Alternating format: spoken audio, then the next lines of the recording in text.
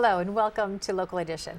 I'm Leslie Leyton. Well, the city of Newport Beach is going through its 2013-2014 budget process, so we check in with the mayor now, Keith Curry, to see what's going on in regards to that and other issues. Thanks for being here. Well, thank you, Leslie. It's great to be back. Yes, we're starting our budget hearings now, and we're very pleased. We're finishing the year with a surplus. We're projecting a surplus for next year. We're adding to our reserves. We're reducing our workforce. But we're still making more investments in our infrastructure. We'll move our infrastructure investment up to more than $60 million in this budget. Okay. You know, that all sounds really good. Sounds all positive. But then we pick up the paper and we see things like you don't have a lot of cash reserves. You're, right behind Placentia as one of the cities that could have a little more cash padding. So what's your response to that? Well, the Register said that we have $20 million in reserves. In fact, we have in excess of $117 million of reserves. What they tried to do was exclude those reserves that were called restricted.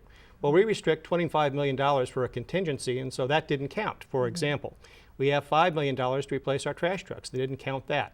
We have probably more reserves than any other city in Orange County. It's a really difficult thing to measure city by city because everyone does their balances a little different. Well, they do, yes. You talk about the infrastructure. What are you working on in particular? Well, this year we're going to add 2 brand new parks. We're going to break ground on Marina Park. We're going to break ground on Sunset Ridge Park. We'll add a pocket park in Corona Del Mar.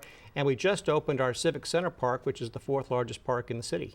Yeah, it's a big, beautiful building over there, too. One of the other places that you're looking to spend a little more cash is on police. You want to hire some more officers. Why do you want to do that? Well, we're going to reduce our net workforce by about 16 positions, but we're going to add 4 police officers, 3 officers and a sergeant, which will be specifically focused on property crimes.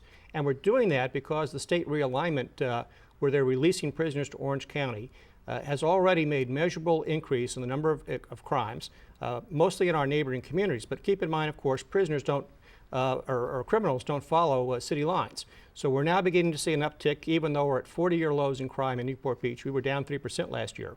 So we're going to anticipate that problem, put the resources on the street to prevent crime from really having a serious uptick in Newport Beach. 75% of the people that we arrest come from outside our city. So as we see the crimes increasing in the cities around us, we know that our time is coming.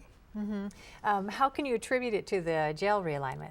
Well, because those are the people who are back out on the streets and who do the crime. There's a 75% chance that if you've been a criminal, that you'll be a recidivist, that you'll commit crime again.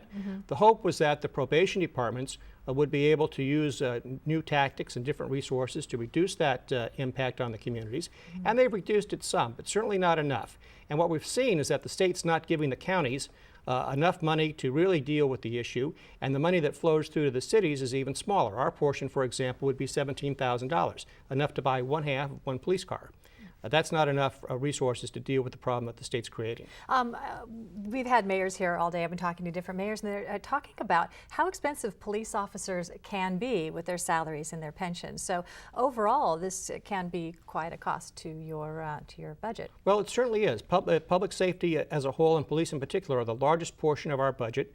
The police officers' pensions and health care can cost as much as 3%, I believe, in our city in terms of the overall salary burden. So it's very expensive. We're also replacing our police radios at a cost of $2 million, which will make a significant investment in technology.